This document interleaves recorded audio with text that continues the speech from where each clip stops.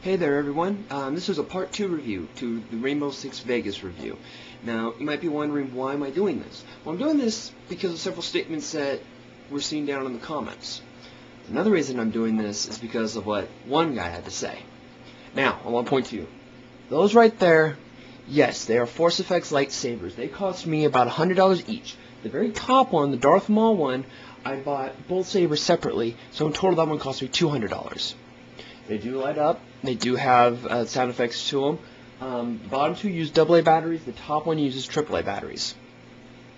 Yes, I have lightsabers. I do know I'm a dork, and I love that fact. I think I'm funny. Well, okay, yeah, my jokes suck, but hey, at least I can laugh at myself. Now, going on to what one guy had to say. You said there were 11 new weapons. Yeah, well, it feels like 2. Most of the weapons tend to be the same in terms of stats, or there's only one add-on. I was especially going through the assault rifles last night, and I found that there was almost no difference between many of the guns. Also, you want me to hit on graphics. Graphically, I think this game's downgraded compared to the last one. The last one was fantastic.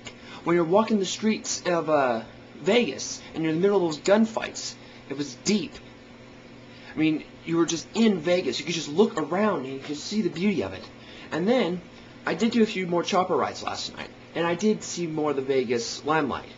And I've got to say that I have to agree with my first statement.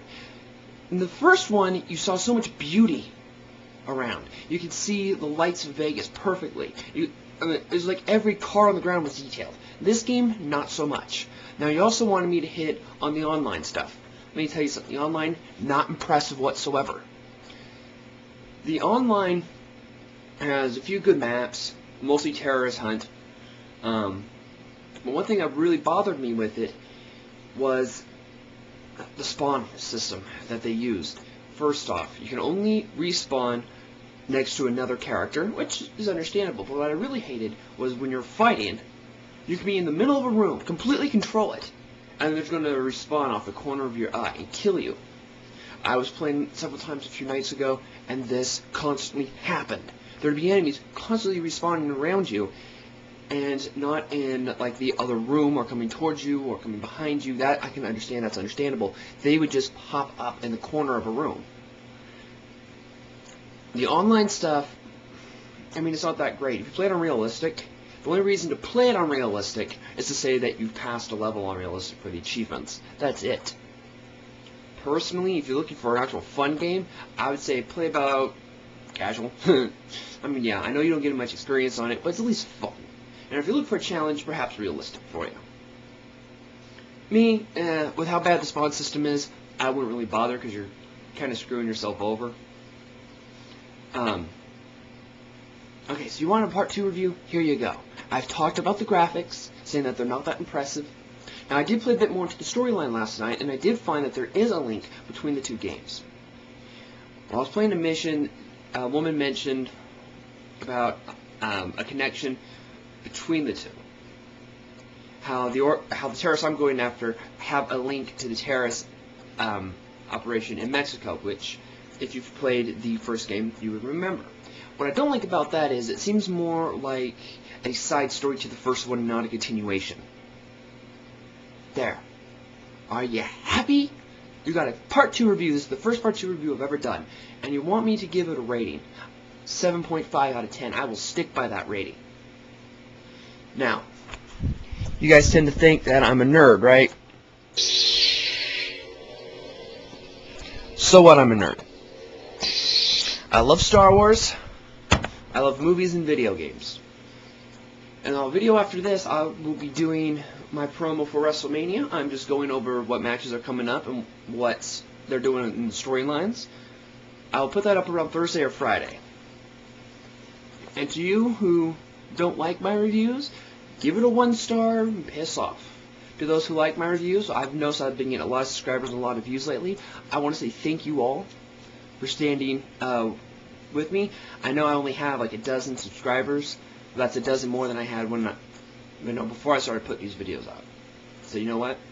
Thank you all. I want to thank all my subscribers. If you want to send me a private message with any comments or any suggestions, please please do. And the last thing I want to hit on is I know several people have been asking me about it, is when I will start putting gameplay footage in my reviews. Well, unfortunately I don't have the equipment for it. What I'm using here is a flip video recorder. You might have seen them on like Oprah and shit like that.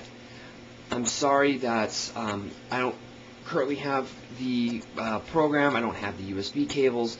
I don't have pretty much anything to do it.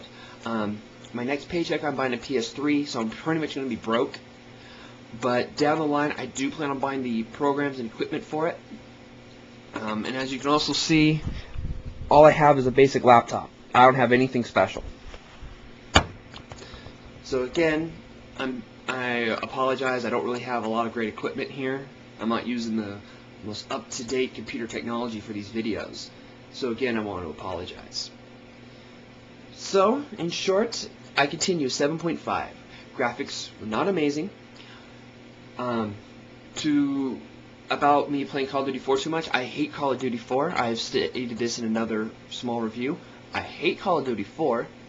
The left trigger to aim is just a universal thing that I've always known since GoldenEye on the Nintendo 64. It's what I'm used to, and although he did agree with me saying that there could be more work on the controller layout. I mean, I don't think it should be too hard to be able to switch a button on a controller. I think they should give you that option.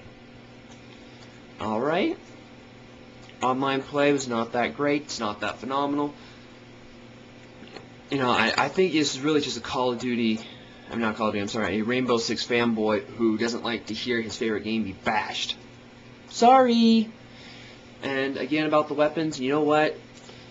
You say that they've added 11 weapons, and it only feels like 3 because there's almost no difference between the weapons whatsoever. None. Okay?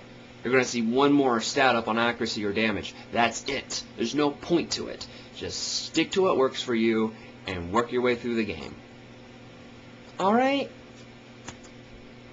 Now you guys take care, and I will see you later.